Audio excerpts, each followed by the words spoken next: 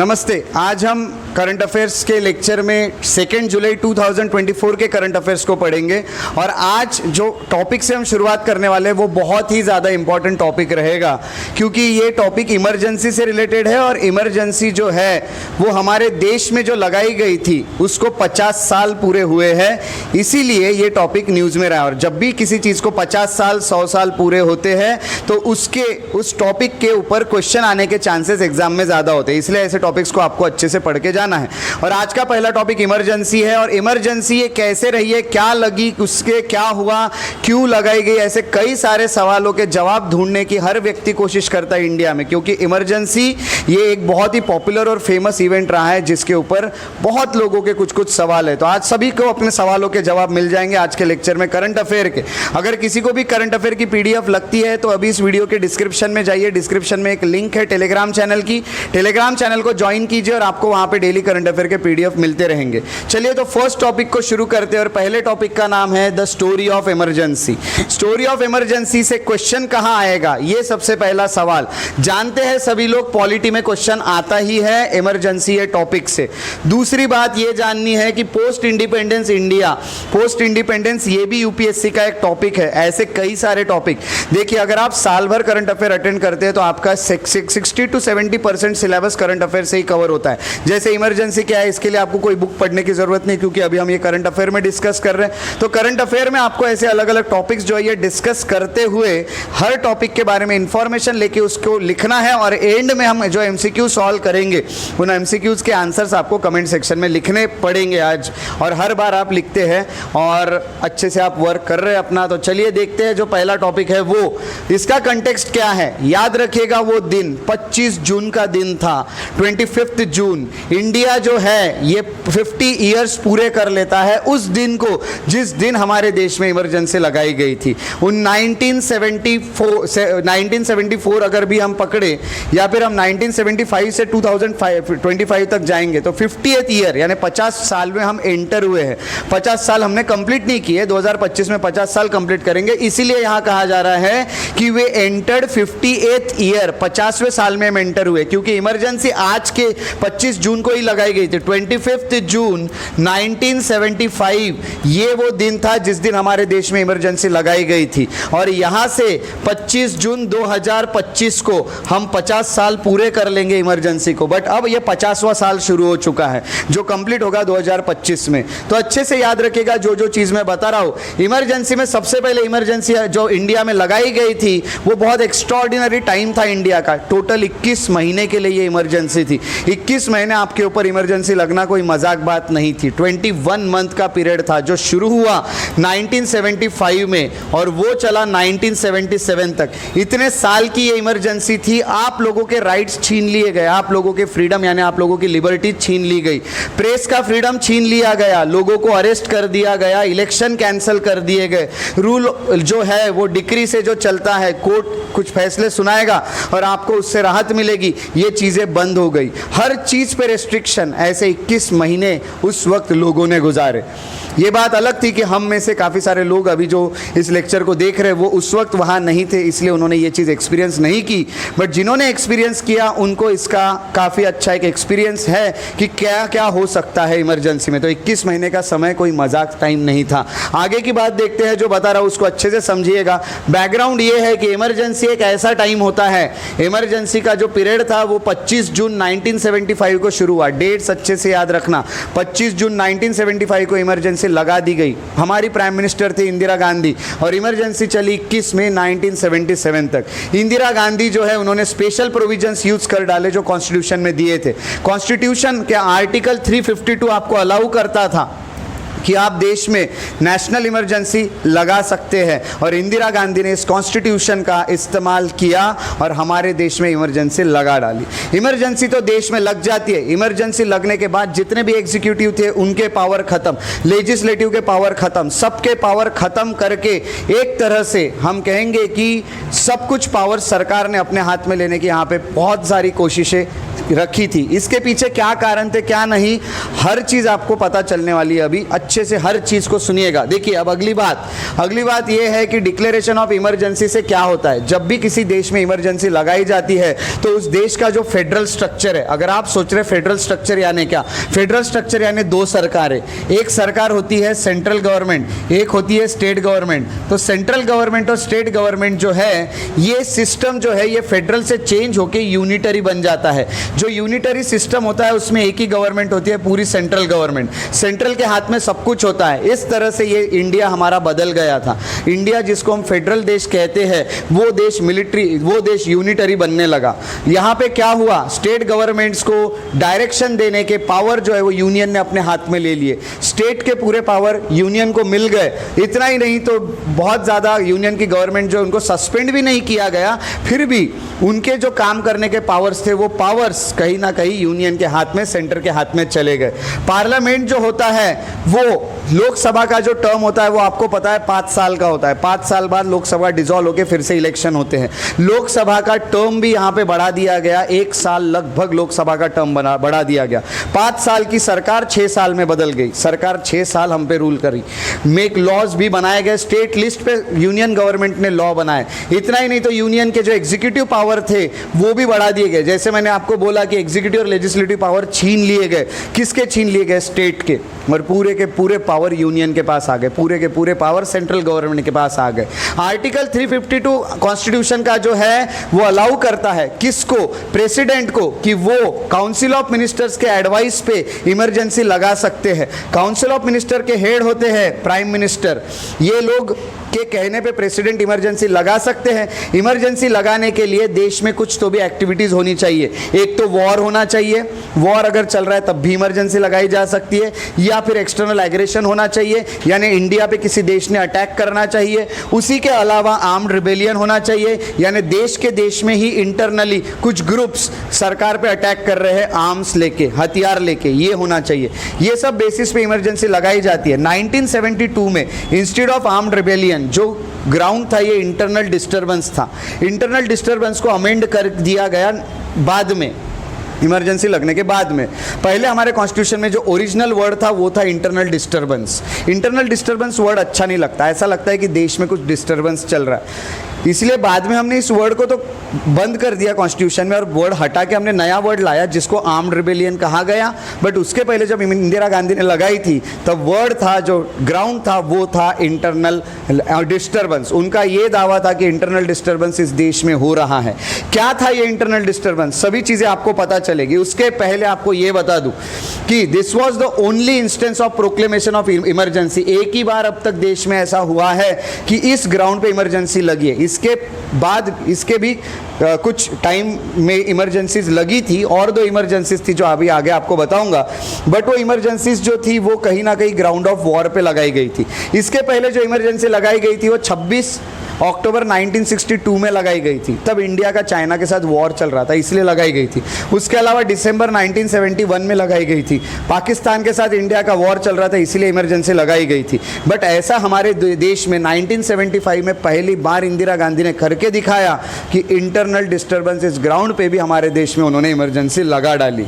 ये जो ग्राउंड था इसको रिमूव कर दिया गया और ग्राउंड का नाम बदल दिया गया। अच्छे से याद रखना अमेंडमेंट का नाम, कौन से अमेंडमेंट से इंटरनल डिस्टर्बेंस वर्ड चेंज करके इसको आर्म्ड रिबेलियन किया गया।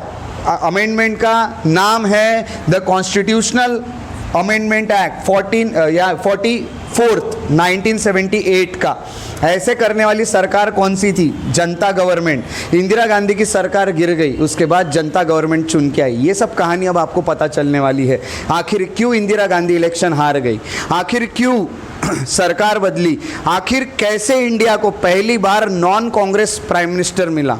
अब तक प्राइम मिनिस्टर जितने भी बने थे सब कांग्रेस के थे। आफ्टर इमरजेंसी ये हुआ, इतिहास बदल गया, हर चीज़ का आंसर आपको मिलेगा।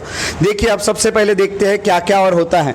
ये आपको पता चल गया कि इंटरनल डिस्टर्बेंस, ये जो वर्ड है ये कब रिप्लेस हुआ। इंटरनल डिस्टर्बेंस के जगह आज जो वर्ड यूज़ होता है वो होता है आर्म्ड रिबेलियन, और ये किया गया 44th अमेंडमेंट एक्ट 1978 से। आर्टिकल 358 क्या कहता है? आपको लग रहा है अगर इमरजेंसी लगा तो क्या होगा, तो आर्टिकल 358 ये कहता है कि आप पे आर्टिकल 19 जो है ये आपका छीन लिया जाएगा। इमरजेंसी लगने के बाद आपके पास आर्टिकल 19 नहीं होता है, आप राइट टू फ्रीडम आपका चले जाता है, सबसे पहली बात। दूसरा आर्टिकल 359 प्रेसिडेंट को ये पावर देता है कि आपके बाकी जो भी फंडामेंटल राइट्स है उनको भी वो सस्पेंड कर सकते हैं। इवन आपका कोर्ट में जाने का अधिकार भी छीना जा सकता है। इमरजेंसी के टाइम पे आप कोर्ट में भी नहीं जा सकते केस करने के लिए, ऐसा भी यहाँ पे आर्टिकल 359 में कहा गया है। बट प्रेसिडेंट के कहने पे ऐसा हो सकता है, बट हम जानते हैं प्रेसिडेंट अपनी इच्छा से अपने मर्जी से कुछ नहीं करते। प्रेसिडेंट जो भी करते हैं काउंसिल ऑफ मिनिस्टर को पूछ के करते हैं। अब आगे की बात सुनिएगा कि क्या हुआ, कैसे हुआ, हर चीज का जवाब अब आप देखेंगे।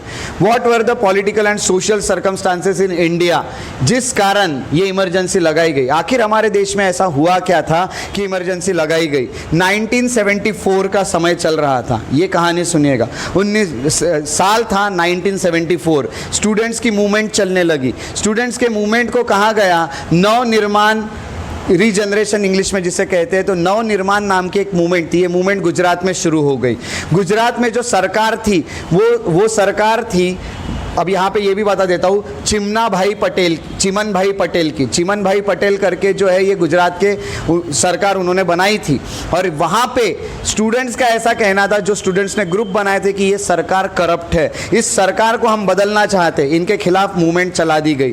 प्रोटेस्ट जो होते हैं बहुत किए गए, आंदोलन चले, आंदोलन वायलेंट होने लगे, आंदोलन हिंसक एक मोड़ लेने लगे, हिंसा चली। पटेल जो होते हैं चिमन भाई पटेल, उनको रिजाइन करना पड़ा। ही रिजाइंड और प्रेसिडेंट रूल लगा दिया गया वहां पे गुजरात में, क्योंकि जब वहां के सीएम ने ही रिजाइन कर दिया है, सरकार ही नहीं है कोई, तो कौन चलाएगा गुजरात को? तो गुजरात को चलाएंगे सीधे हमारे राष्ट्रपति। प्रेसिडेंट रूल लगाया जाता है। नवनिर्माण के जो स्टूडेंट थे, दे इंस्पायर्ड स्टूडेंट्स मूवमेंट, ये नवनिर्माण ग्रुप जो है ये बिहार में भी ये पहुंच गए। बिहार में भी इन्होंने सेम सिचुएशन खड़ी कर दी कि सरकार जो उनके करप्शन के खिलाफ या पुअर गवर्नेंस के खिलाफ, कि सरकार ठीक से हमारा राज्य चला नहीं रही है, फिर से उनके खिलाफ आंदोलन किए गए। आंदोलन करते करते उनके साथ एबीवीपी था, अखिल भारतीय विद्यार्थी परिषद, यहाँ पे आपको एक देखने मिलता है एबीवीपी, सपोर्टेड बाय बीजेपी। जो स्टूडेंट के ऑर्गेनाइजेशन, स्टूडेंट के इलेक्शंस होते हैं वो ये इससे लड़ते हैं, बीजेपी के एबीवीपी से। तो ये होता है। सोशलिस्ट ऑर्गेनाइजेशन थे कुछ साथ में, छत्र संघर्ष समिति ये भी साथ में आए, और इन सब ने मिलके आंदोलन चलाए। सबके नाम अच्छे से याद रखना। स्टूडेंट्स जो होते हैं वो एक लीडर के पास गए। ये जो लीडर थे ये इंडिया के आंदोलन में भी थे, इनका नाम था जयप्रकाश नारायण। जयप्रकाश नारायण नाम के जो लीडर थे ये गांधी जी के बहुत बड़े फॉलोअर थे। इवन क्विट इंडिया मूवमेंट में भी जयप्रकाश नारायण ने पार्टिसिपेट किया था। इतना ही नहीं तो गांधीयन विचार के जो हीरो है क्विट इंडिया मूवमेंट के, जयप्रकाश नारायण को जब स्टूडेंट ने बोला कि आप लीड कीजिए हमारी मूवमेंट, तो जयप्रकाश नारायण ने 2 शर्तें रखी। पहली शर्त ये थी कि ये जो आंदोलन चलेगा ये पूरी तरह से अहिंसक रहेगा, ये नॉन वायलेंट रहेगा, आप हिंसा नहीं करोगे। दूसरी शर्त मेरी ये है कि ये इंडिया में ही चलाया जाएगा और इंडिया के ही इशू सॉल्व करेगा, बाहर की चीजें बीच में लाना नहीं, पैन इंडियन रहेगा। और हमारा एम एक ही रहेगा कि करप्शन हटाना और मिस गवर्नेंस को हटाना। देयर आफ्टर स्टूडेंट मूवमेंट जो होती है उस मूवमेंट को नाम दिया गया जेपी मूवमेंट। जेपी मूवमेंट इसीलिए दिया गया क्योंकि जयप्रकाश नारायण जो है उन्होंने चलाई हुई मूवमेंट थी, इसलिए जेपी मूवमेंट बन गई। ये एक मूवमेंट अब मूवमेंट जोरों से चलने लगी। मीनवाइल 1974 में एक सोशलिस्ट लीडर भी उभर के आए। उन सोशलिस्ट लीडर का नाम था जॉर्ज फर्नांडिस। 1974 मई में जॉर्ज फर्नांडिस जो होते हैं वो भी इस मूवमेंट को ज्वाइन कर लेते हैं। इस मूवमेंट को ज्वाइन करने के बाद उन्होंने इंडियन रेलवे पे स्ट्राइक किए। इंडियन रेलवे का काम रोक दिया गया, इंडियन रेलवे पैरालाइज हो गई, इंडियन रेलवे के काम चले ही नहीं, वर्कर स्ट्राइक पे चले गए। कितने हफ्ते ट्रेन नहीं चली? लगभग 3 हफ्ते ट्रेन नहीं चली देश में। बहुत बड़ा प्रॉब्लम था, ये प्रॉब्लम बहुत डीप प्रॉब्लम था क्योंकि लोग यहाँ से वहाँ आना जाना नहीं कर सकते थे। आखिर जून 5 को स्पीच दी जा रही थी पटना में गांधी मैदान पे। जयप्रकाश नारायण ने कहा संपूर्ण क्रांति, हम चाहते इस देश में संपूर्ण क्रांति। जयप्रकाश नारायण का नारा था संपूर्ण क्रांति, जिसको कहा जाता है total revolution. And by the end of that year JP जो होता है had got letters of support from across India, उनको पूरे इंडिया से सपोर्ट आने लगा जयप्रकाश नारायण को। उन्होंने एक मीटिंग भी बुलाई अपोजिशन की, अपोजिशन पार्टीज को साथ में बुलाया जो कांग्रेस के खिलाफ थे, और उनको बिठा के उनकी एक मीटिंग ली गई दिल्ली में। जब ये मीटिंग ली गई उसके बाद जयप्रकाश नारायण की कुछ रैलीज निकाली गई और वहां पे जो लोगों का पावर होता है इसको इन्वोक किया गया। लोगों को बोला कि जनता के पास पावर है, जनता जो चाहे कर सकती है, हम इस देश में सरकार बदलेंगे, हम इस देश का इतिहास बदलेंगे। और यहाँ पे स्लोगन लगाए गए सिंहासन खाली करो कि जनता आती है, यानी आप लोग जो अब रूल कर रहे हो वो अपना सिंहासन खाली करो, अब जनता आ रही है। और यहाँ से एक आप जानते हैं ये जो पार्टी थी इसको बाद में जनता पार्टी ही कहा गया है ना, लोगों की पार्टी। अब तक ये चल रहा था, अब तक कोई पार्टी बनाई नहीं गई थी। अब क्या होता है, जून 12 1975 को जस्टिस जगमोहन लाल सिन्हा जो है वो इलाहाबाद हाई कोर्ट के थे, उन्होंने एक हिस्टोरिक वर्डिक्ट सुना दिया। उन्होंने ये फैसला सुनाया क्योंकि राज नारायण ने एक केस फाइल की थी और फैसला बहुत ज़्यादा ऐतिहासिक था क्योंकि इस फैसले में ये कहा गया इंदिरा गांधी ने इलेक्शन, खुद हाईकोर्ट का ये फैसला था, इंदिरा गांधी ने गलत तरीके से इलेक्शन जीते हैं, इलेक्शन में गड़बड़ हुई है, मॉल प्रैक्टिसेस देखी गई है, इंदिरा गांधी का सीट रायबरेली से खाली कर दी जाती है, इंदिरा गांधी के इलेक्शन कैंसल, उनके इलेक्शन बंद, और इंदिरा गांधी अब से वो पार्लियामेंट में नहीं आ सकती। उसके बाद एक अपील की गई कांग्रेस की तरफ से सुप्रीम कोर्ट ने इंदिरा गांधी को पार्शल रिलीफ दी। इंदिरा गांधी को ये कहा गया कि ठीक है, जो हमारी प्राइम मिनिस्टर इंदिरा गांधी हैं उनको पार्लियामेंट अटेंड करने दिया जाएगा। इलाहाबाद हाईकोर्ट ने बोला था आप पार्लियामेंट के अंदर पैर भी नहीं रख सकते, बट सुप्रीम कोर्ट ने दिलासा दिया, उन्होंने कहा कि आप पार्लियामेंट के अंदर आ सकते हैं, सिर्फ आप वोटिंग नहीं कर सकते पार्लियामेंट में। इंदिरा गांधी का राइट टू वोट छीन लिया जाता है, सुप्रीम कोर्ट ने राइट छीन लिया। इलाहाबाद हाई कोर्ट ने तो बहुत सारी चीज़ें, उनका इलेक्शन ही गलत डिक्लेयर कर दिया था।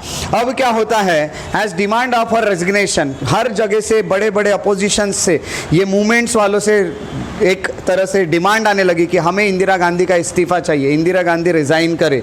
As demand of her resignation जो होते हैं ये बहुत ज़्यादा बढ़ने लगे कि इंदिरा गांधी का इस्तीफा लोग मांगने लगे। उसके बाद कांग्रेस जो होती है वो अब अपने असली कदमों पे उतर आई। जेपी जो होता है, आज the police not to follow immoral orders, Congress ने ये चाहा कि सरकार हमारी है, अगर सरकार हमारी है तो हम पुलिस को ऑर्डर देंगे और इन सबको अरेस्ट कराएंगे। जयप्रकाश नारायण जो थे, इन्होंने पुलिस को ये कहा कि आप मत डरिए, हम आपके साथ हैं, इनके ऑर्डर्स नहीं सुनना है, होगी सरकार उससे कोई मतलब नहीं है, और इनके ऑर्डर्स नहीं सुनना है। और 25 जून 1975 25 जून इवनिंग को प्रेसिडेंट फखरुद्दीन अली अहमद ने एक प्रोक्लेमेशन साइन किया, और वो प्रोक्लेमेशन था इमरजेंसी लगाने का। इंदिरा गांधी ने बोला ये जितने भी लोग चिल्ला रहे सबको शांत करो, इवन उन कोर्ट को भी शांत किया जाए, इमरजेंसी लगा डालो। और प्रेसिडेंट ने इमरजेंसी लगा डाली। लगा देने के बाद इमरजेंसी 25 जून 1975 के शाम को लगा दी गई और सभी के राइट्स फिर यहाँ पे छीन लिए गए। कैबिनेट जो होता है इनको इन्फॉर्म किया गया, अगले दिन लगा दी गई, साइन हो गया पहले ही शाम को, और कैबिनेट को ही पता नहीं था, खुद इंदिरा गांधी ने ही करा लिया, और कैबिनेट मिनिस्टर्स को भी अगले दिन सुबह पता चला कि इमरजेंसी लग गई है। वैसा देखा गया तो काउंसिल ऑफ मिनिस्टर्स ने सबने मिलकर ये डिसीजन लेना चाहिए था, बट ये डिसीजन अकेले इंदिरा गांधी ने ले लिया। ये चीज़ें होने के बाद आगे क्या होता है, what happened to opposition leaders, media person and political dissenters, क्या हुआ इन लोगों के साथ, अपोजिशन के लीडर के साथ। अब क्या हुआ इमरजेंसी लगने के बाद, ऑलमोस्ट जितने भी अपोजिशन के लीडर्स थे, कौन कौन, जयप्रकाश नारायण से लेके हर लोग, इन सबको अरेस्ट कर लिया गया। लगभग 36,000 लोगों को जेल में डाल दिया गया और उनके ऊपर एक एक्ट लगाया गया। एक्ट का नाम था maintenance of internal security, that is Misa. Misa के तहत बहुत सारे लोग अंदर चले गए। अंदर जाने के बाद न्यूज़पेपर जो होते हैं उनके ऊपर प्री सेंसरशिप लगा दी गई। न्यूज़पेपर, प्री सेंसरशिप का मीनिंग होता है न्यूज़पेपर जब भी कोई न्यूज़ पब्लिश करेगा उसके पहले उनको सरकार की परमिशन लेनी पड़ेगी, प्री सेंसरशिप लगा दी जाती है। UNI, PTI जैसे फेमस मीडिया वाले जो होते हैं, ये सब लोग, इनको स्टेट कंट्रोल में ला दिया गया, और स्टेट कंट्रोल एजेंसी जो थी इनको कहा गया समाचार। अब ये PTI UNI चला जाता है और समाचार आ जाता है। और समाचार जो है ये सरकार से रिलेटेड था। प्रेस काउंसिल बंद कर दिया गया। इंदिरा गांधी के बेटे संजय गांधी ने 5 पॉइंट का एक प्रोग्राम रखा। संजय गांधी कहते हैं कि 5 पॉइंट्स रहेंगे जो हम इस देश में करने वाले, उसमें से 2 चीज़ें आपको बताता हूँ। पहली थी फोर्स्ड फैमिली प्लानिंग।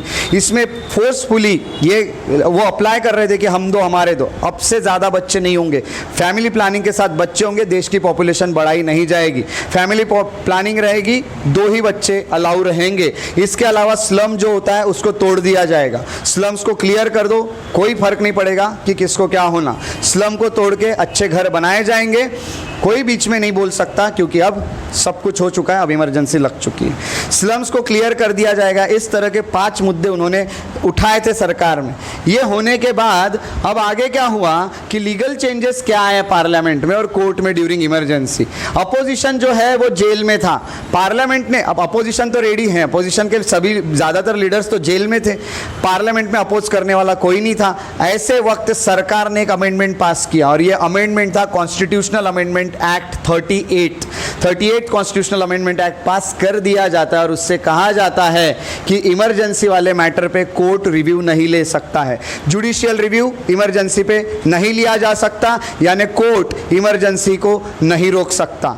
उसके बाद कॉन्स्टिट्यूशन का एक और अमेंडमेंट पास किया गया, 39th amendment act. Without opposition सरकार अमेंडमेंट पे अमेंडमेंट पास किए जा रही थी और उन्होंने कहा कि प्राइम मिनिस्टर के जो इलेक्शन है इसको कोई सुप्रीम कोर्ट में चैलेंज नहीं कर सकता है। आपने बहुत बड़ी गलती की कि इंदिरा गांधी के इलेक्शन को आपने सुप्रीम कोर्ट में चैलेंज किया। सुप्रीम कोर्ट प्राइम मिनिस्टर के इलेक्शंस के बीच में नहीं आ सकता, ये 39th अमेंडमेंट था। दोनों अमेंडमेंट अच्छे से याद रखना, लिख के रखना, क्वेश्चन आते हैं किस अमेंडमेंट एक्ट से जुडिशियल रिव्यू ये पावर छीन लिया गया था इमरजेंसी के रिलेटेड। दूसरा आपको आ सकता है 39th अमेंडमेंट एक्ट जो है उससे क्या हुआ, तो प्राइम मिनिस्टर के इलेक्शंस के बीच में सुप्रीम कोर्ट नहीं आ सकता, ऐसा कह दिया गया। उसके बाद कॉन्स्टिट्यूशन में एक और अमेंडमेंट पास किया गया, ये था 42nd constitutional amendment act. 42nd constitutional amendment act ने जुडिशियरी के राइट ही छीन लिए कि वो इलेक्शन में बीच में आ सकती है। अब तक तो ये था कि प्राइम मिनिस्टर के इलेक्शन में नहीं आ सकती, अब तो ये कह दिया गया कि इलेक्शन के मैटर्स आप किसी भी कोर्ट में उठा नहीं सकते और अथॉरिटी जो होती है यूनियन की बढ़ा दी गई कि स्टेट के सब्जेक्ट में भी अब यूनियन घुस सकता है। लिस्ट बांटी जाती है, 3 लिस्ट है इंडिया में, स्टेट लिस्ट सबसे ऊपर होती है, यूनियन लिस्ट, उसके अलावा स्टेट लिस्ट और तीसरी है कॉन्करेंट लिस्ट। जो यूनियन लिस्ट होती है इसमें पावर, इसमें जो सब्जेक्ट्स दिए इसमें पावर है सेंट्रल गवर्नमेंट को लॉ बनाने के, स्टेट गवर्नमेंट को लॉ बनाने के पावर स्टेट लिस्ट में है और कॉन्करेंट लिस्ट में दोनों को पावर दिए गए हैं कि वो लॉ बना सकते हैं। इस तरह से यहाँ पे होने लगा और इसके लिस्ट में यूनियन भी घुसने लगा।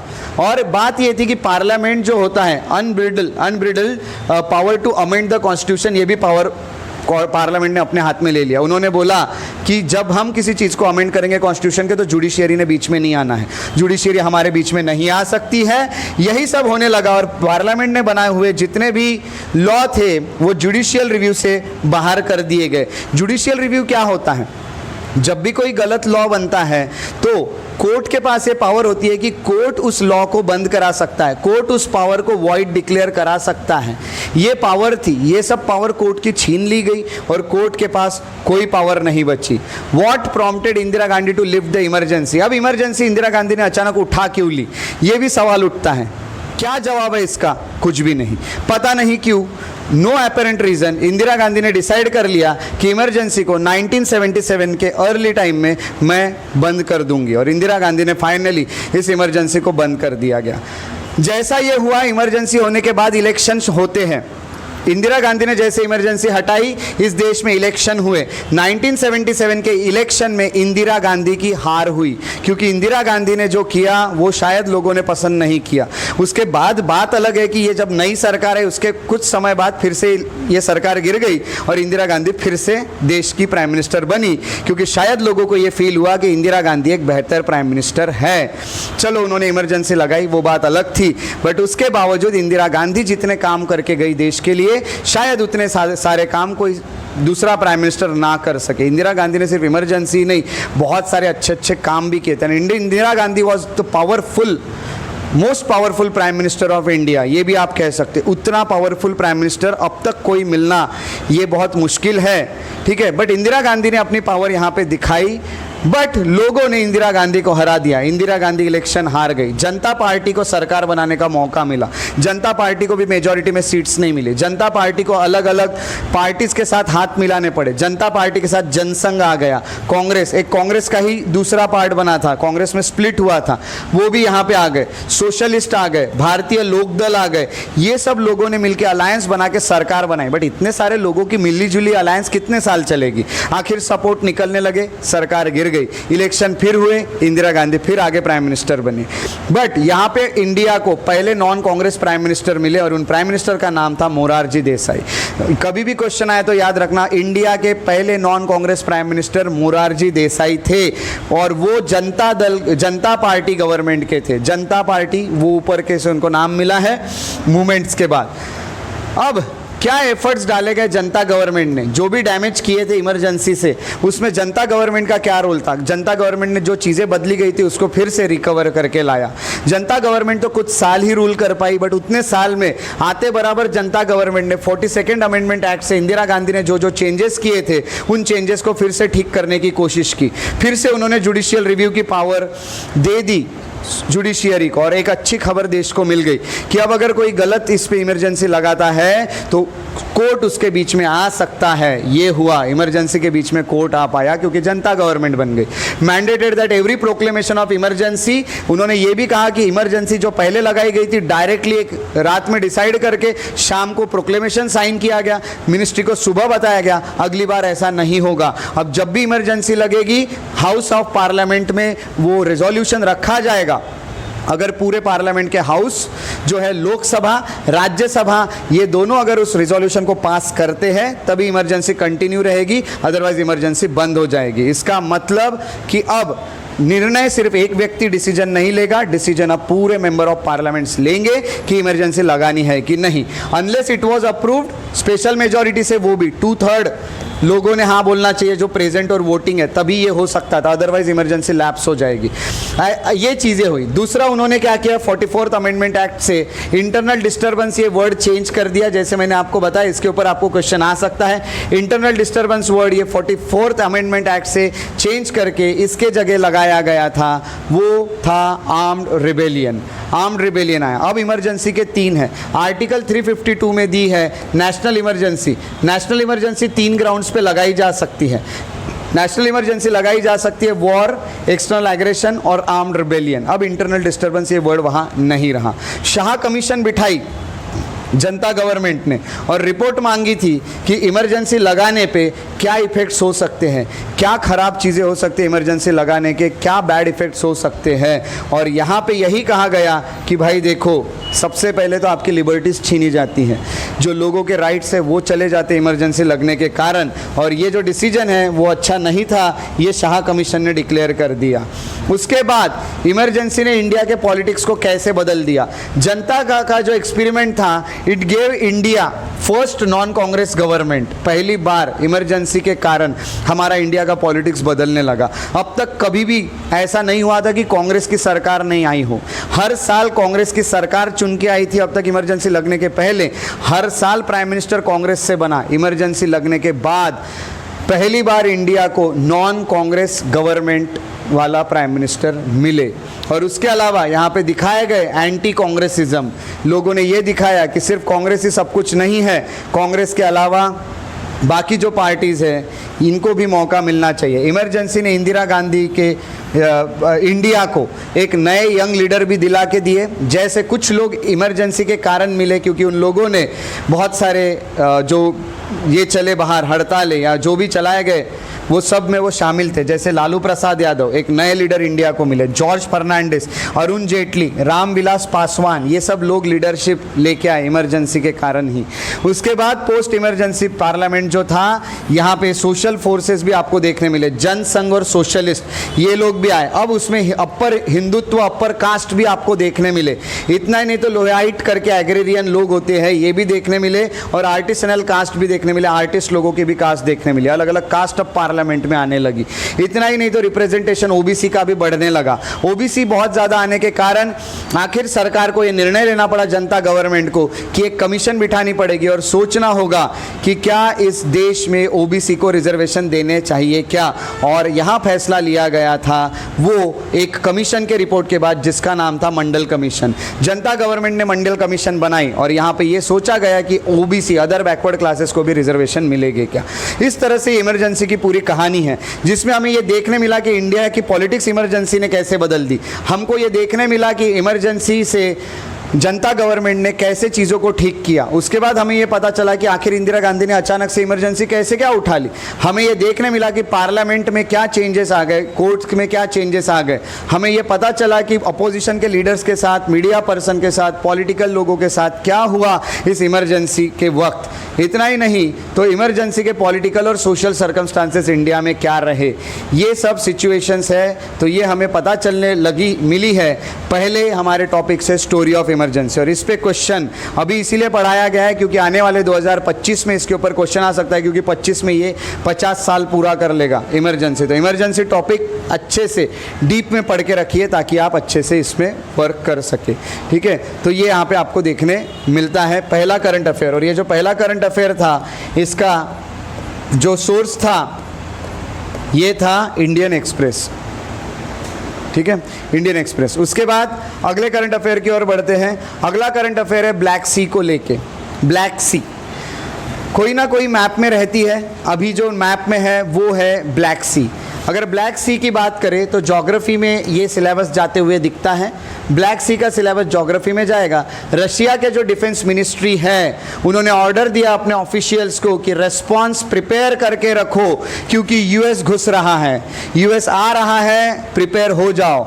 ड्रोन फ्लाइट्स आ रही है ब्लैक सी के ऊपर। सिग्नल ये है कि यूएस कुछ ना कुछ एक्शन लेने वाला है अपने एयरक्राफ्ट से। ड्रोन्स उड़ा रहा है तो कुछ ना कुछ गड़बड़ हो सकती है, इसीलिए ब्लैक सी जो है ये न्यूज़ में आता है। तो मिनिस्ट्री जो है it sites and increase intensity. Intensity आप बढ़ाई जा रही हो आप यूएस ड्रोन प्रेजेंट। यूएस के ड्रोन अगर प्रेजेंट दिख रहे हैं आपको रेड सी के आसपास, यानी कुछ तो भी गड़बड़ है, यूएसए आ रहा है। ये देखो ब्लैक सी, ये रशिया, ये यूक्रेन, और यूएस इधर भटक रहा है अपने ड्रोन लेके।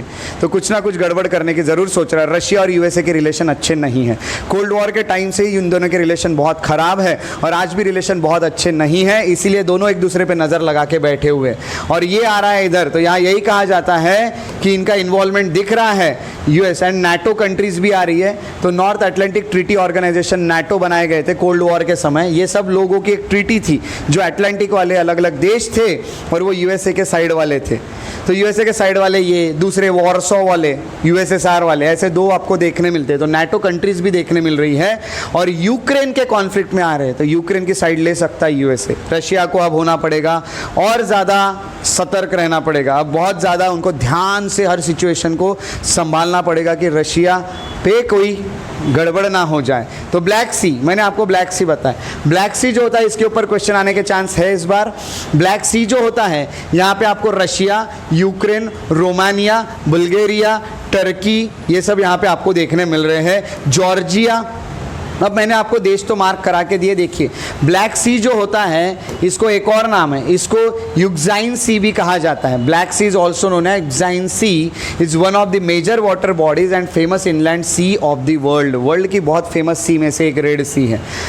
छोटा सा समुंदर है, बहुत बड़ा समुंदर नहीं है और आपको बताता है अटलांटिक ओशन से ही जुड़ा हुआ है और ये लोकेटेड है ईस्टर्न यूरोप और वेस्टर्न एशिया के बीच में। एशिया और यूरोप के बीच में आपको ये देखने मिलता है। इतना ही नहीं तो it is surrounded by Pontic, Caucasus and Crimean mountains, अलग अलग माउंटेन्स। और यहाँ पे अलग अलग आपको कुछ लैंडफॉर्म्स देखने मिलते हैं जिस पे ये आपको साउथ में देखने मिलेंगे, ईस्ट और नॉर्थ में। तो यहाँ पे आप देख रहे हैं साउथ में पॉन्टिक, ईस्ट में कॉकेसस और नॉर्थ में क्रीमियन, ऐसे 3 माउंटेन्स आपको देखने मिलते हैं, माउंटेन रेंजेस दिखने मिलते हैं इस रेड ब्लैक सी के आसपास। ठीक है, तो ये जो ब्लैक सी है ये बहुत फेमस रहा है। रेड सी भी फेमस है, ब्लैक सी भी फेमस है। हर ना कुछ समुंदर जो है ये फेमस होते ही है। तो इसके ऊपर अच्छे से वर्क करके रखना। यहाँ पे इसके अलावा टर्किश स्ट्रेट सिस्टम भी यहाँ पे है, टर्किश स्ट्रेट बने हुए हैं। जो टर्किश स्ट्रेट सिस्टम है इसमें आते हैं सबसे पहले हम कहेंगे डार्डेनल्स, दूसरा है बॉस्पोरस, तीसरा आता है मार्मरा सी। और ये जो है ये एक ट्रांजिशन जोन है between Mediterranean and Black Sea. Mediterranean Sea और ब्लैक सी के बीच का ट्रांजिशन जोन में आपको ये सब देखने मिलते हैं और भी समुंदर। ब्लैक सी जो होती है it is connected to sea of Azov, ये भी याद रखना। एजोव जो होता है इसको ये कनेक्ट करता है और एक स्ट्रेट है जो कनेक्ट करता है वो है स्ट्रेट ऑफ कर्च करके। बॉर्डरिंग कंट्रीज जो है वो मैंने बताया Russia, Ukraine, Georgia, Turkey, Bulgaria, Romania, ये सब कंट्रीज है जो बॉर्डर कर रही है ब्लैक सी को। इसके ऊपर भी क्वेश्चन आते हैं कि इनमें से कौन से कंट्रीज जो होता है वो बॉर्डर अपनी शेयर कर रहे ब्लैक सी के साथ। याद रखेगा Russia, Ukraine, Georgia, Turkey, Bulgaria, Romania, ये सब है। तो ये सब देशों के अलावा जब हम आगे जाते हैं तो आगे हमें और भी चीज़ें देखने मिलती है, वो है additional information about Black Sea. The Hindu से ही ली हुई न्यूज़ है। द हिंदू की आप न्यूज़ को बहुत ज़्यादा इंपॉर्टेंस देते हो और ये न्यूज़ वहीं से आई है, तो ये बहुत इंपॉर्टेंट न्यूज़ है।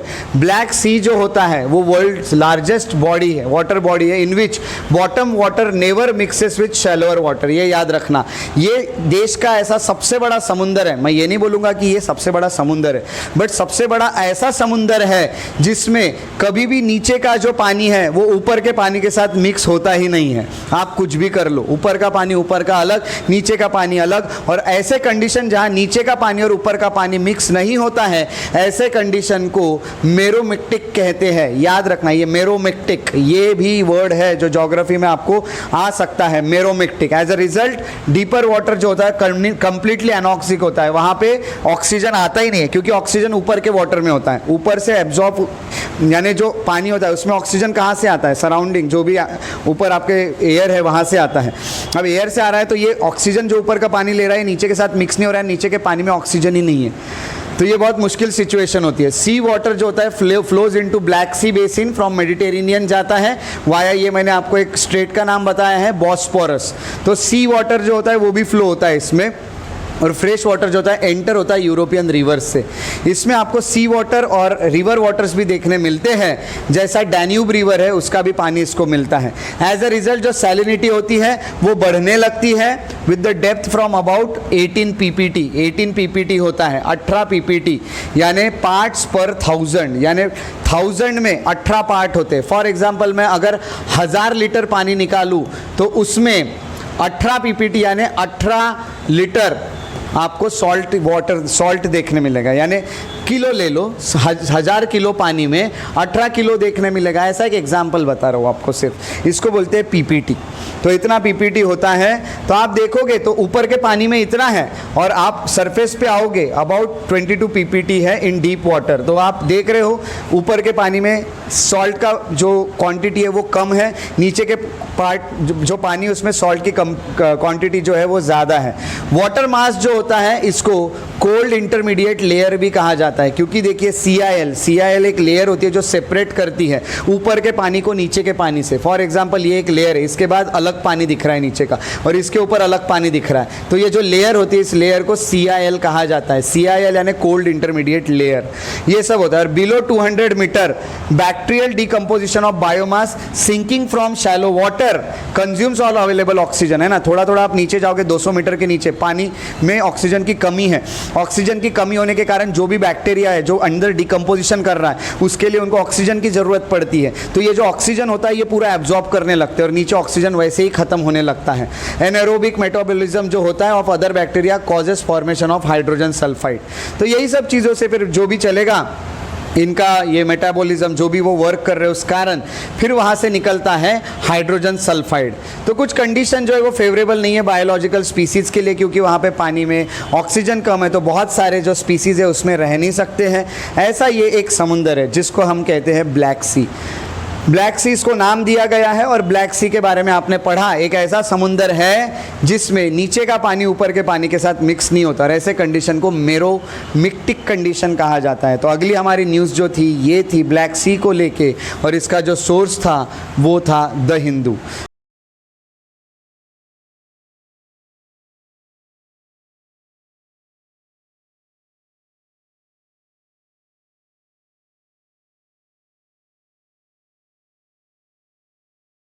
तो श्योक रिवर के बारे में पढ़ते हैं। सबसे पहले जो श्योक रिवर है ये ओरिजिनेट होती है रीमो ग्लेशियर में, और रीमो ग्लेशियर कहाँ पे है, ये है काराकोरम रेंज में, और काराकोरम रेंज ये इंडियन एडमिनिस्ट्रेड यूनियन टेरिटरी वाले हिस्से वाला रीमो ग्लेशियर जो है ये लद्दाख में आता है। ये इंडस रिवर की ट्रिब्यूटरी है, ट्रिब्यूटरी यानी ये रिवर इंडस को आके मिलती है, ठीक है। श्योक रिवर इंडस को आके मिलती है, अच्छे से याद रखना। और अलाइनमेंट जो है काफ़ी अनयूजुअल है, ये रीमो ग्लेशियर से निकलती है, ये फ्लो होती है साउथ ईस्टर्ली डायरेक्शन में, ये ज्वाइन कर लेती है पैंगोंग रेंज को, एक रेंज है, वहाँ से ये फिर से आगे जाती है, और वहाँ से ये अचानक से नॉर्थ वेस्ट के तरफ टर्न हो जाती है। नॉर्थ वेस्ट के तरफ टर्न लेके ये पैरेलली बहती है अपने पिछले प्रीवियस पाथ से ही। ये बहुत अलग चीज़ है, यानी ऐसा समझ जाओ कि ये ऐसी बहते हुए आ रही है, बहते बहते ये जाती है साउथ ईस्ट में, है ना, साउथ ईस्टर्ली में जाएगी, साउथ में ईस्ट तरफ। उसके बाद वो टर्न मारती है कहाँ, नॉर्थ वेस्ट की तरफ ऐसी, और खुद ही के पिछले पाथ को पैरेलल बहती है। बहुत खास रिवर है ना। तो ये बहुत अच्छी एक खास बात है इसकी, बहुत ही हम कहेंगे कि इसका एक अलाइनमेंट बहुत अनयूजुअल है, ऐसा ज़्यादातर देखने नहीं मिलता। ट्रिब्यूटरीज की बात करें तो न्यूब्रा रिवर सबसे फेमस ट्रिब्यूटरी, सिग्निफिकेंट ट्रिब्यूटरी जैसे है श्योक रिवर की हमें पता चलता है। न्यूब्रा रिवर जो होती है वो श्योक की तरह ही बिहेव करती है, साउथ ईस्टर्ली फ्लो होती है, like Nubra takes north western, और वैसे ही होता है, वो श्योक नदी को आके मिलती है वापस। यानी ये जैसे ये नदी ऐसे आके ऐसे जाती है, वैसे न्यूब्रा नदी भी ऐसी आती है, और ये आके श्योक नदी को मिल जाती है आगे, इस तरह से चलता है। अब यहाँ पे आपको ये देखने मिल रहा है कि दोनों के भी जो कोर्स है, सिमिलरिटी है इसमें कोर्स में, दो इंपॉर्टेंट रिवर के, ये यही है कि पैलियोलिथिक फॉल्ट है कुछ तो भी लाइंस में, यानी कुछ तो भी जो बने हुए हैं लैंडफॉर्म्स, वो शायद वो नदियों को स्लोप्स और वो सब वैसे होंगे, इसलिए वो नदी वैसे ही आना जाना कर रही है, ऐसा आपको पता चलता है। उसके अलावा अदर ट्रिब्यूटरीज है, उसमें चैंगचेन मो रिवर है, चैंगचेन मो ये एक रिवर है। उसके अलावा विच एम्प्टीज इनटू श्योक, ये भी श्योक में आके मिलती है। गालवान रिवर है, ये भी आके मिलती है, ये साउथ वेस्टर्न पार्ट से आती है अक्साई चीन के और ज्वाइन करती है श्योक रिवर को। उसी के साथ साथ एडिशनल इंफॉर्मेशन ये है कि श्योक वैली जो है ये वैली ऑफ श्योक रिवर है, श्योक रिवर की बनी हुई वैली है। वैली होती है जो ऐसा नीचे गया हुआ पोर्शन होता है, यहाँ से रिवर बहती है, ऐसी वैली है। It is near to Nubra valley. और खारदुंगला करके एक पास है, खारदुंगला, ये आपको देखने मिलता है लद्दाख में, है ना, नॉर्थ में लेह के लद्दाख में जो खारदुंगला देखने मिलता है वो आपको यहीं पे देखने मिलता है। वो गेटवे है श्योक और न्यूब्रा वैली का, यानी ये यहाँ से आपको दोनों जगह जाने मिलता है। आपको जाना होगा अगर यहाँ पे तो आपको एक पास पार करना पड़ता है, और वो पास है खारदुंगला पास, वहाँ से आप श्योक रिवर और न्यूब्रा वैली को आराम से देख सकते हैं। लद्दाख की बहुत खूबसूरत जगह है, न्यूब्रा वैली बोलिए या फिर श्योक रिवर बोलिए, बहुत बढ़िया है ये सब जगह। और ये जो आज का करंट अफेयर था ये भी इंपॉर्टेंट था, और इसका सोर्स था इंडियन एक्सप्रेस। चलो अगले करंट अफेयर की ओर बढ़ते हैं। इंडियन एक्सप्रेस के बाद अगला जो है वो है सोशल इंफ्रास्ट्रक्चर इन इंडिया। ये जो सोशल इंफ्रास्ट्रक्चर आपको देखने मिल रहा है इंडिया का, ये एक बहुत इंपॉर्टेंट करंट अफेयर में से एक है। GS3 में जाता है इसका portion, GS3 social infrastructure in India, इसका पोर्शन GS3 का। कंटेक्स्ट ये है कि ministry of Labour and employment जो होते हैं, यहाँ पे एक पोर्टल का नाम याद रखना, ये पोर्टल न्यूज़ में रहा, और ये पोर्टल को आपको अच्छे से पढ़ना है। Ministry of Labour and Employment had joined the PM Gati Shakti portal to identify breach gaps between social security coverage. अब ये सब क्या होता है ये आपको पता चलेगा, सोशल सिक्योरिटी कवरेज और ये सब, बट याद रखना PM Gati Shakti portal. Background ये है कि इन्वेस्टमेंट जो है वो सोशल इंफ्रास्ट्रक्चर में is a pre requisite for inclusive growth and employment. आपको सोशल इंफ्रास्ट्रक्चर में क्या करना पड़ेगा, इन्वेस्टमेंट करना पड़ेगा। अब आपको ये बता दो कि सोशल इंफ्रास्ट्रक्चर है क्या, आपको इन्वेस्टमेंट करना पड़ेगा ऐसा बोला social infrastructure, but social infrastructure क्या है चलिए ये समझ के लेते हैं। सोशल इंफ्रास्ट्रक्चर एक ऑर्गेनाइजेशनल अरेंजमेंट होती है, ठीक है, और इन्वेस्टमेंट होती है जो सोसाइटी के सिस्टम्स में हम करते हैं, जैसे कि रिलेशनशिप्स में स्ट्रक्चर जिससे जनरेट होगा just, equitable and more resilient sustainable world. यानी यहाँ पे कैसा है, जो सोसाइटी है, सोसाइटी के ऊपर हमें कुछ इन्वेस्टमेंट करने हैं, जैसे कुछ वल्नरेबल सेक्शन से उनको आगे बढ़ाने, उनके लिए कुछ हमें फैसिलिटीज़ बना के देनी है, तो ये सब चीज़ें करनी पड़ती है सोशल इंफ्रास्ट्रक्चर में। इसमें सोशल, इकोनॉमिक, एनवायरमेंटल और कल्चरल एसेट सबको मेंटेन करने की बात आती है। यानी यहाँ पे जो टेंजिबल और इनटेंजिबल एसेट है, टेंजिबल एसेट यानी आप जिसको टच कर सकते हो, इंटेंजिबल यानी आप जिसको टच नहीं कर सकते हो, ऐसी चीज़ों को भी आपको यहाँ पे आगे बढ़ाना पड़ेगा। जैसा नॉलेज, किसी के नॉलेज को आप टच नहीं कर सकते हो, बट किसी के घर उसको आप टच कर सकते हो। तो दोनों जगह हमको इन्वेस्ट करना पड़ेगा, लोगों के नॉलेज भी बढ़ाने हैं, लोगों को फैसिलिटीज़ भी देनी है। ऐसा हमको सोसाइटी को अच्छा बना पड़ेगा जिसमें फिजिकल इंफ्रास्ट्रक्चर आता है, जिसमें ह्यूमन रिसोर्सेस आते हैं, लोगों को पढ़ाओ, इंटेलेक्चुअल कैपिटल, लोगों को इंटेलेक्चुअल लेवल तक लेके जाओ, ये सब आती है सोशल सर्विसेज में। सोशल इंफ्रास्ट्रक्चर जो है इसका सिग्निफिकेंस क्या है इंडिया में, सबसे पहले ये देखते हैं।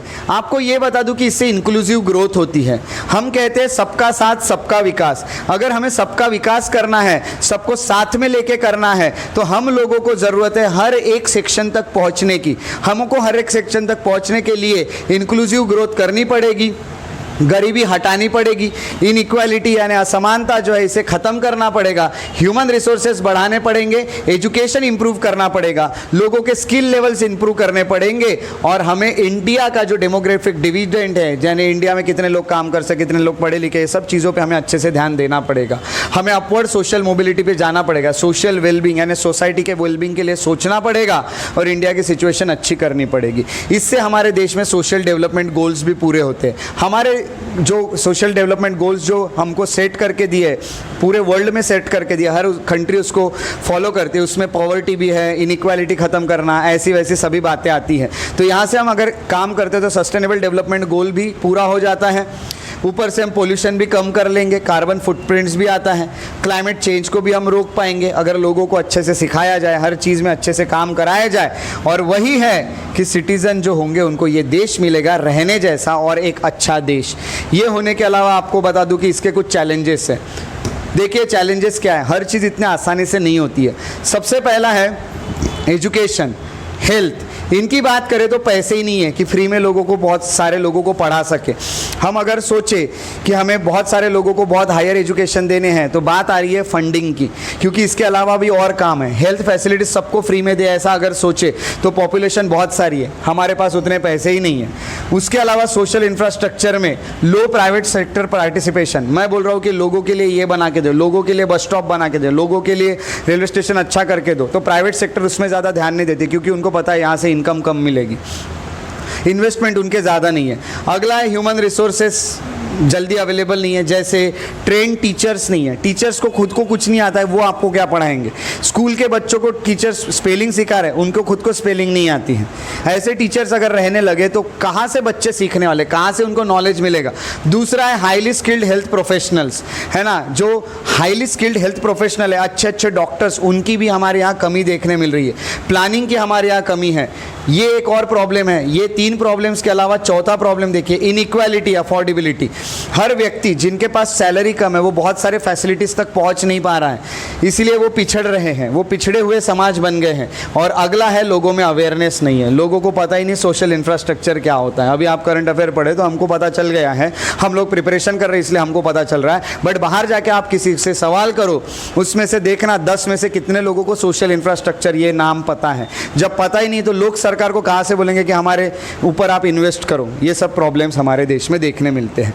तो ये जो न्यूज़ थी इसका करंट अफेयर का जो सोर्स था वो था इकोनॉमिक टाइम्स। इकोनॉमिक टाइम्स से आपको एक न्यूज़ देखने मिलती है। तो ये रहे आज के करंट अफेयर्स। अब बारी है आज के प्रैक्टिस एमसीक्यूज को सॉल्व करने की। उसके पहले आप देख लो, हमने एक ओवर, आप यहाँ पे सिर्फ एक ओवरव्यू कर लो कि हमने अब तक क्या क्या पढ़े। सबसे पहले हमने जो टॉपिक पढ़ा था वो था इमरजेंसी। इमरजेंसी के बाद हमने जो टॉपिक पढ़ा था वो था एक ब्लैक सी। उसके बाद तीसरा टॉपिक जो पढ़ा वो था श्योक रिवर। श्योक रिवर के बाद हमने जो पढ़ा वो था सोशल इंफ्रास्ट्रक्चर इन इंडिया। और आज है इनके ऊपर एमसीक्यूज सॉल्व करने की बारी। इनके ऊपर हमें एमसीक्यूज सॉल्व करने हैं और जो भी एमसीक्यूज है उसको अच्छे से पढ़ के आंसर करना है। और सभी लोगों को कमेंट सेक्शन में, वीडियो के कमेंट सेक्शन में जाके अपने आंसर्स लिखने हैं और डिस्क्रिप्शन में आंसर सही क्या है वो चेक करने हैं। आज के वीडियो के डिस्क्रिप्शन में आपको कल के सही आंसर मिलेंगे, ठीक है। तो सबसे पहले देखते हैं कि क्वेश्चन पहला, who among the following declared declared state of emergency on 25th June following the advice of Prime Minister Indira Gandhi? First option is Fakhruddin Ali Ahmed, second is Gyani Jhail Singh, third is Neelima Sanjay Reddy, fourth is R Narayanan. बहुत सारे लोग इस देश में ऐसे जिनको ये भी नहीं पता होगा कि फखरुद्दीन अली अहमद कभी प्रेसिडेंट भी थे, तो ये नाम बहुत फेमस नहीं होते, बट ऐसे इस पे ही फिर क्वेश्चन आपको पूछे जाते हैं। तो ये आपको इसका आंसर सही वाला जो है कमेंट सेक्शन में लिखना है। दूसरे क्वेश्चन की तरफ आते हैं। श्योक रिवर जो हमने पढ़ी उसके ऊपर क्वेश्चन है with reference to Shyok river. पहला, Shyok river originates at the Rimo glacier Aravalli range. Second, it is tributary of Yamuna river. Third, the Nubra river is significant tributary of Shyok river. मैं जानता हूँ आप सोच रहे होंगे कि इस तरह के ऑप्शंस कैसे हैं, ये तो बहुत ईजी है। ईजी इसलिए लग रहा है क्योंकि पढ़ा है। अगर श्योक रिवर ही नहीं पढ़ते तो ये ऑप्शन भी कठिन लगता और कंफ्यूज हो जाते एग्जाम के टाइम पे। इसलिए एमसीक्यू सॉल्व करना बहुत ज़्यादा ज़रूरी है। Which of the statement given about is और आर करेक्ट? पहला 1 only, second 1 and 2 only, third is 3 only and fourth is 1, 2 and 3। ठीक है, उसके बाद के करंट अफेयर के क्वेश्चन पे आते हैं। Consider the following countries. आज का आखिरी सवाल, अच्छे से सुनिएगा और इस पे आंसर कीजिएगा। आखिरी सवाल जो है वो है अब ब्लैक सी को लेके। Consider the following countries. पहला है रशिया, दूसरा है Ukraine, third is Georgia, fourth is Turkey. How many of the above mention countries share border with Black Sea? First is only 1, second is only 2, third is only 3 या फिर fourth is all 4। अपने answers comment section में लिखिए। सो इस तरह से आज के हमारे करंट अफेयर्स रहे जिसको हमने स्टडी किया और इसके एमसीक्यूज भी आप लोगों ने सॉल्व किए। कमेंट सेक्शन में आपके एमसीक्यूज के आंसर सही देख के और ज़्यादा खुशी होगी। तो कमेंट सेक्शन में अपने आंसर लिखते रहिएगा। टेलीग्राम के जो ग्रुप को ज्वाइन कीजिए और वहाँ पर आपको PDF भी मिलते रहेंगे। तो मिलते हैं कल फिर से अगले लेक्चर में करंट अफेयर के। तब तक के लिए अपना ख्याल रखिए। Take care. जय हिंद।